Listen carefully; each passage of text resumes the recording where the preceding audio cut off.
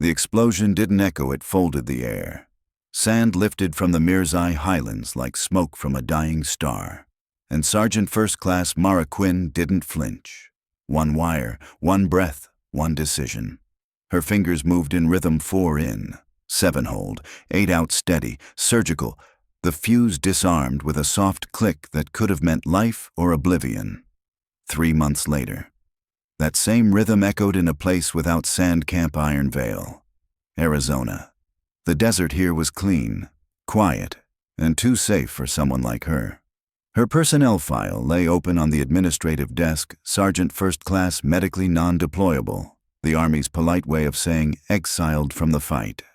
Now, the woman who had once dismantled IED networks across Mirzai was listed as Safety and Administrative Liaison, responsible for overseeing range operations, paperwork, and discipline reports. To most, it sounded like retirement in uniform. To her, it was a sentence. The base's new commander, Captain Elias Grant, had a reputation for efficiency and skepticism, a man who trusted metrics over instinct. His subordinates reflected that same arrogance. Master Sergeant Cutter, the loudest voice on the training field, treated her assignment like a punchline. Staff Sergeant Mercer, loyal to Cutter, laughed the loudest. To them, Mara Quinn was the quiet admin officer, the one who filled in forms and handed out eye protection. But she observed.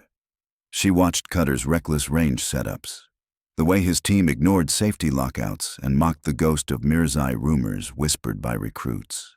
She noticed the pattern of minor explosions and malfunctions, training rounds mishandled, detonation warnings ignored, every day. She bit down the instinct to correct, every night. She wrote silent reports no one read. Then came the morning it broke. A live fire exercise went sideways, a 40mm training rocket jammed mid-launch. Cutter barked orders, trying to clear the tube manually, oblivious to the unstable fuse cooking inside. "Back off," Mara called, voice calm but cutting through the noise. Cutter turned, sneering.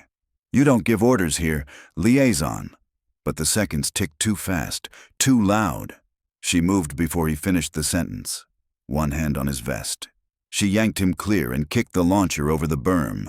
The explosion hit like thunder behind them, shrapnel ripping harmlessly into the sand instead of flesh. The recruits hit the deck when the dust cleared. She was standing, Cutter at her feet, ears ringing, pride shattered. That afternoon, Captain Grant summoned her to his office. His tone was measured, but his eyes betrayed curiosity. "Explain your decision, Sergeant Quinn." She didn't flinch. It wasn't a decision. "Sir, it was time." He leaned back. "You overrode a live exercise command. You disobeyed chain of command and prevented 2 deaths," she replied evenly, "including one of your best instructors." Grant studied her for a long moment, then looked down at the glowing screen on his desk. Mirzai Highlands, JSOC attachment, Black HELIX operations. Her gaze stayed forward. "That file is classified, sir." His eyebrow lifted slightly, not in challenge, but in recognition. "You've seen more than your record says." "Seen, done, and buried, sir," she said softly. That night, as the camp lights dimmed across Ironveil, the desert wind carried the faint hum of rotors from distant training flights. Mara stood at the edge of the range, eyes on the horizon, the same horizon that had once held fire and ghosts. Her hands rested at her sides. Steady again, 4 in, 7 hold, 8 out. The silence was her camouflage now, but silence, she knew, never lasted long. Beyond the wire, across continents and oceans, a signal blinked alive, an encrypted pulse from a forgotten frequency authorization, HELIX active, and somewhere inside her, the soldier who had been buried under paperwork and politeness began to wake. "Where are you watching from?" "Soldier, drop your city below and hit subscribe to join the unit." The Arizona dawn painted Camp Ironveil in gold and dust. On the range, Instructors barked orders while recruits stumbled through their drill's noise without discipline. Sergeant First Class Mara Quinn stood at the perimeter, clipboard in hand. Unnoticed but watching everything, Master Sergeant Cutter strutted down the line, barking insults with a grin. "Quinn, you're here for paperwork, not performance. Keep your distance while soldiers do real work."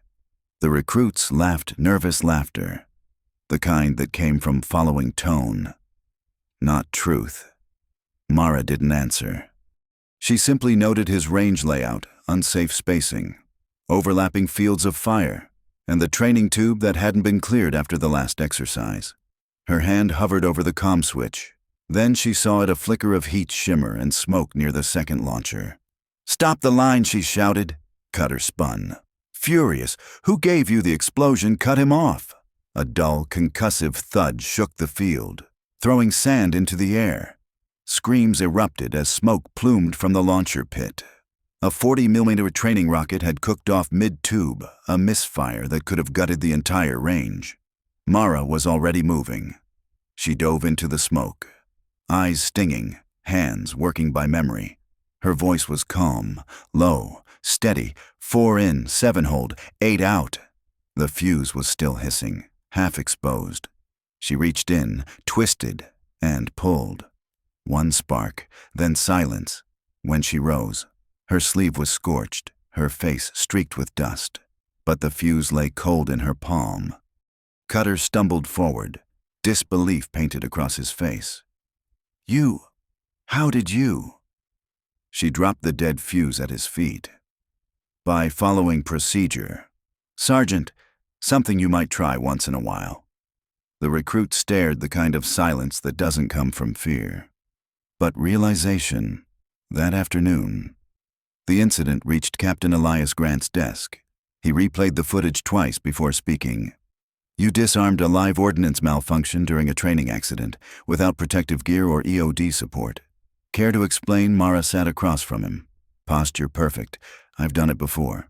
"I can tell," Grant said, leaning forward. "You weren't guessing. You were operating." Her silence was the answer. He tapped the screen again. "That breathing pattern. 478. That's JSOC Tactical Regulation HELIX Program Discipline." Her amber eyes lifted. "That file's classified." "Sir," Grant exhaled, almost amused. "You're an enigma." "Sergeant, Ironveil's full of loud soldiers who think noise equals strength. And then there's you, the quiet one who actually saves lives. I just did my job." She said, "No," he replied. "You reminded this base what that means." By sunset, rumors had already spread the admin sergeant who pulled a live fuse barehanded. Some called it luck, others called it suicide.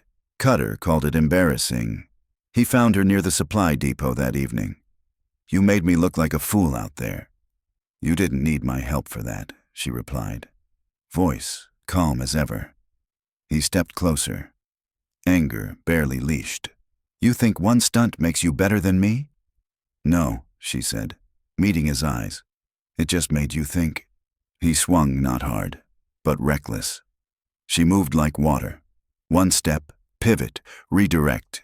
His own weight carried him past her, crashing into the wall. He swung again, and again she avoided, then swept his leg and pinned him flat. 3 moves, clean, controlled, final. The nearby recruits froze, watching the base's loudest voice silenced by the quietest one. She stood, eyes still calm. "Control isn't about power, Sergeant, it's about presence." Then she walked away, leaving Cutter staring after her and, for the first time, questioning his place. Later that night, Captain Grant reviewed the report again, the glow of his monitor reflecting off the file marked JSOC, Tier 1 Asset. He picked up his secure line. "Colonel Strickland, you'll want to see this." On the other end, the colonel's voice carried the weight of old wars. "Understood. I remember that name, Mirzai Highlands. She's the one who walked out alive when HELIX went dark." Grant hesitated. "So it's true then? The file's real, more than real?"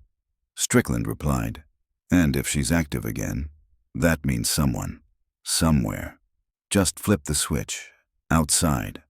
Thunder rolled across the Arizona sky, distant, unnatural, and inside her quarters. Mara Quinn sat on the edge of her bunk, polishing the dog tags that had no name. On the back, faint engraving glimmered under the light. Spectre 9. She stared at them for a long time. Then, under her breath, repeated the only ritual that ever steadied her pulse. 4 in, 7 hold, 8 out. The war was supposed to be over, but wars like hers never end. They just wait for the quiet ones to start breathing again.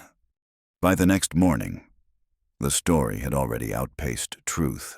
Across Camp Ironveil, recruits whispered about the admin sergeant who disarmed a live round bare-handed half myth, half miracle. But inside the main hangar, reality was colder.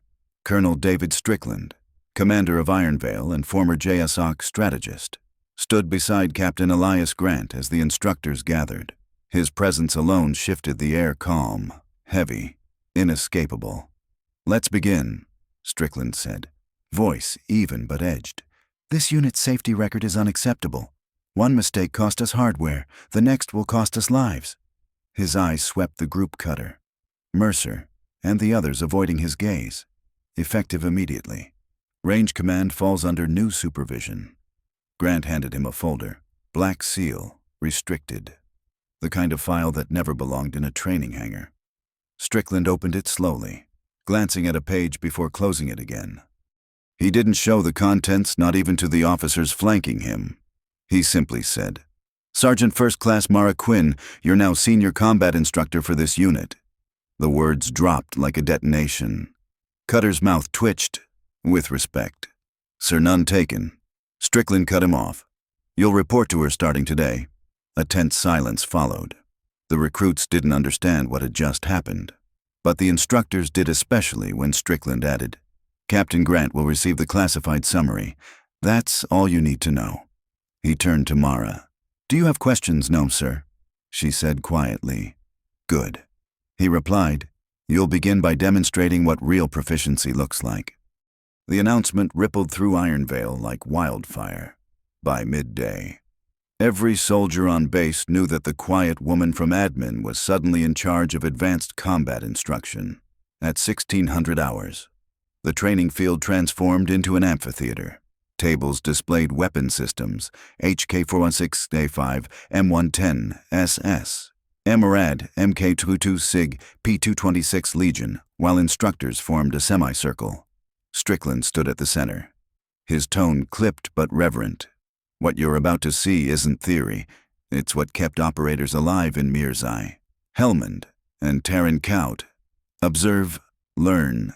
Mara stepped forward, wearing her standard fatigues, expression unreadable. She began with the HK-416A5, reassembling it from stripped components in under 30 seconds, no wasted movement, no hesitation. Then, without adjusting her stance, she pivoted to engage 3 steel targets, 40, 80, 100 meters, 3 shots, 3 perfect impacts. The range fell silent. She switched to the MRAD MK-22. Wind pushed from the east, subtle but enough to throw off trajectory. Her first round struck inches wide. She adjusted windage with a single calm motion, breathed in for 4, held for 7, exhaled for 8, then fired again. The metallic ping at 800 meters echoed like punctuation. Even Cutter couldn't hide his reaction, half awe, half humiliation. Then came the close quarters segment. A mock structure stood at the far end of the field, a plywood simulation of urban combat, Grant announced quietly. Simulated high-risk entry. Objective: neutralize all targets in under 2 minutes. Mara drew her sidearm and stepped inside. Gunfire cracked like thunder. The recruits flinched. Her movements were precise, room to room, angles tight, reloads seamless. She gave soft hand signals to invisible teammates, clearing the final corner in 90 seconds flat. When she emerged, her breathing was steady, eyes calm. "That," Strickland said, "is your new standard. No applause, just silence, heavy, humbling silence." After the crowd dispersed, Strickland dismissed Grant and the others but motioned for Mara to stay. He closed the classified folder and spoke with unexpected softness. "You've been carrying weight since Mirzai," he said. "You did good work there, better than the reports ever captured. But that kind of work leaves marks. Don't let them turn to stone." She nodded. "I manage." "Sir, the quiet helps." He smiled faintly. "Then use it. This base needs what you've learned." By sunset, she was sitting in what had once been Cutter's office, now hers. The walls still smelled like dust and gun oil. She began drafting the new training schedule, replacing intimidation with precision, arrogance with awareness. Outside the window, she saw Cutter watching from the field, his pride collapsing under something heavier respect. Inside, Mara paused for a moment. She opened a drawer and pulled out a small photo, a faded image of a special operations team in Mirzai. Half were gone now. Her fingers traced the edge of the picture before setting it aside. The silence around her wasn't isolation anymore. It was command. But as she turned off the desk lamp, the intercom light blinked red. A secure message routed from Ravenwood Command Authorization HELIX Active subject, possible Mirzai network reactivation. Her pulse didn't quicken. She just breathed 4 in, 7 hold, 8 out. The ghosts she'd buried in the desert were stirring again. And this time, they were closer than she ever imagined. 0 dark 30. The world was a black sheet. Only the glow of NVG domes and the soft green of ANPVS-31 eyepieces punctured it. Camp Ironveil slept. But the training field had become a different country, one where sound was swallowed and mistakes turned lethal. Sergeant First Class Mara Quinn stood at the mouth of the lane. Helmet low, headset mic clipped. Her silhouette was a single calm line against a sky that refused to brighten. Around her, a small team of 4 newly promoted instructors and a dozen recruits checked kit under flashlight discipline, HK-416A5s on slings. Trigicon optics stowed. Benelli M4 slung for breaches. Tourniquets looped where hands could find them in the dark. She didn't shout. She breathed 4 in, 7 hold, 8 out, and they breathed with her until the rhythm threaded through every chest. Night stress course. No noise. Mara said, "Breathe steady. Move like silence." Her voice was a blade wrapped in cloth. The lane was a sequence of complications designed to fracture habit blackout corridors. Moving target arrays, a mock vehicle ambush, a misfire tableau, and a simulated casualty under fire. The rulebook read like a surgeon's checklist breach silently. Prioritize threat. Apply TCCC, maintain calm brevity, extract to the rally point in 90 seconds. Targets changed position every 20 seconds. Nods glowed. The world reduced to shadows, breath, and decisions. They started with a silent breach. Mara led a 4-man element through a steel door. Only the snap of the breach tool announced arrival. Inside, a target popped at a left corner, the instructor to her right. Staff Sergeant Mercer moved crisp and fast, delivering a controlled 2-round stop and sliding the door. No theatrics, just purpose. This was his lane to reclaim. In the second module, a simulated weapon went down, bolt locked. Round stovepiped. Panic in the trainee's hands. The standard call would have been to shout for a weapons tech and stop the lane. Mara stepped forward. Voice low. Immediate action. Continuity of fire. Tap. Rack. Assess. If fail. Immediate transition to TCCC. She signaled a student to cover and strip the malfunction in a practiced rhythm tap. Roll. Clear. The rifle cleared. Next came the vehicle ambush, flashbangs muffled. Muzzle flashes simulated. Mara's element moved through an L-shaped alley with practiced spacing. Using hand signals that were almost invisible, 2 fingers, 1 palm. A nod. They engaged the threats as they appeared. Then hit the casualty point, a man splattered with simulated blood. Respirations shallow. A tourniquet in chaos around an improvised stump. "Apply TQ," she ordered. Voice stone calm. A recruit fumbled, hands shook. Cutter stepped in, palms sure as a craftsman, and taught the recruit the split-second geometry of a proper windlass, tourniquet tight, distal pulse checked. Pressure dressing applied in 30 seconds flat. Mara watched, then nodded. Cutter's shoulders loosened with the motion. Pride had been replaced by something steadier responsibility. The radio chirped as they moved. Brevity was Law 9 words maximum for any call. Alpha 1. Casualty down. Bandage tight. Proceed extraction point. The trainee transmitted cleanly. Voice clipped. No wasted syllables. That terse clarity saved lives. They ran the lane twice. On the second pass, the moving target array rotated faster. A misfire simulation required immediate reclassification transition from assault to casualty care in 60 seconds while maintaining sector dominance. The recruits adapted. The instructors adapted. Mercer called suppressed fire lanes with measured cadence. Cutter directed a flank with calm authority. By the fourth run, sweat soaked into uniforms, but mistakes were fewer.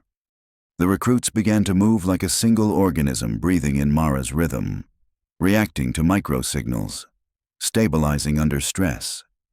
This was the point, not to show off finesse, but to hardwire discipline until it was automatic.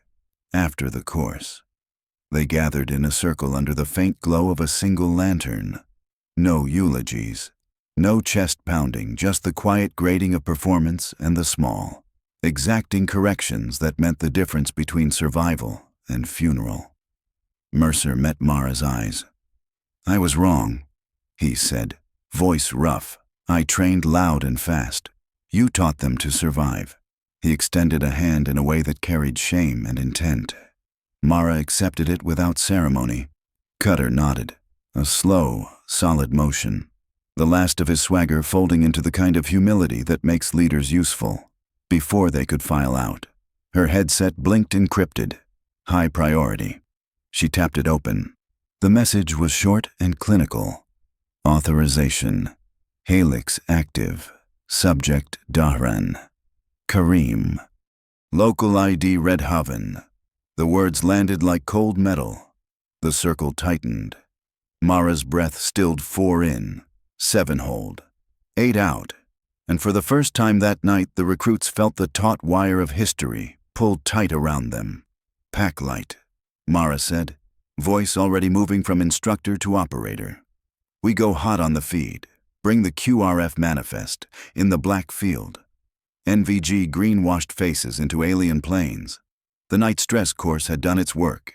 It taught them the quiet that would let them listen for the first sound of war returning to home soil. And somewhere far away, a ghost named Daran had just been spotted breathing again.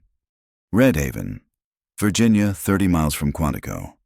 Rain blurred the city's neon as a black SUV rolled through the streets. Inside, Sergeant First Class Mara Quinn sat beside Special Agent Thomas Davies from the FBI's Joint Counterterrorism Task Force. 3 days earlier, encrypted chatter had confirmed the impossible Kareem Dahran, a confirmed kill from Operation Black Helix, was alive, or someone wanted her to believe he was. "Surveillance maintains visual on the target building," Davies said, eyes fixed on the road. "We observe. We don't engage." "Understood." Mara watched raindrops slide down the window. "Understood," she said, but her tone carried something else, finality. They parked beneath a half-abandoned factory complex. From the roof, Mara's optics picked up movement shadows armed, patterns too disciplined for street gangs. Davies whispered, "Looks like more than a ghost." Mara adjusted her ACOG. "Not ghosts," she said. "Professionals." Then the world snapped into motion. A gunman appeared at street level, scanning rooftops. Another followed. The ambush was clean, methodical. "Alpha team, pull back." Davies hissed into comms. No answer. Static filled the channel. Then gunfire. "They're compromised," Mara said flatly. Within minutes, the surveillance op dissolved into chaos. Mara led Davies and the tech specialist down the stairwell toward the secondary exit, but the elevator doors opened first. Two men stepped out, jackets bulging, eyes cold. Without hesitation, Mara stepped forward, posture relaxed, tone clipped. "Building maintenance," she said. "We've had complaints about unauthorized access." The confusion lasted 2 seconds. That was enough. A palm strike to the throat, a pivot, a knee to the gut. The first man hit the wall before he could blink. The second reached for a weapon. Davies shot once, controlled and clean. When the smoke cleared, Mara knelt beside the downed man and pulled an ID wallet from his jacket. Her jaw tightened. "He's one of yours." Davies stared at the badge. "FBI Counterterrorism Division." "Either someone forged this," Mara said quietly, "or your leak's deeper than you thought." They reached the underground garage, only to hear the distant staccato of suppressed gunfire. "Charlie team gone. I'll draw their fire," she said.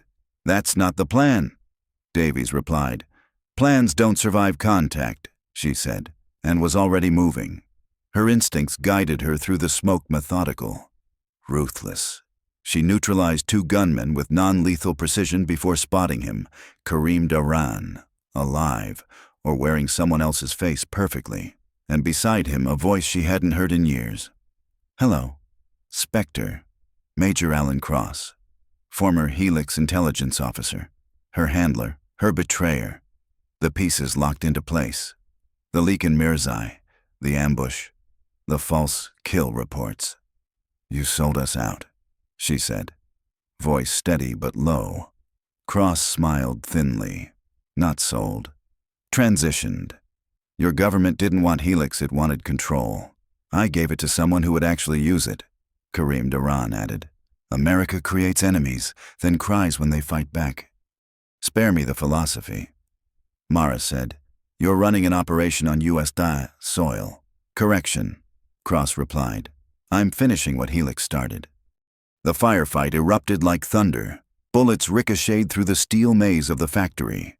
Mara moved low, controlled, calculating every breath. 4 in, 7 hold, 8 out.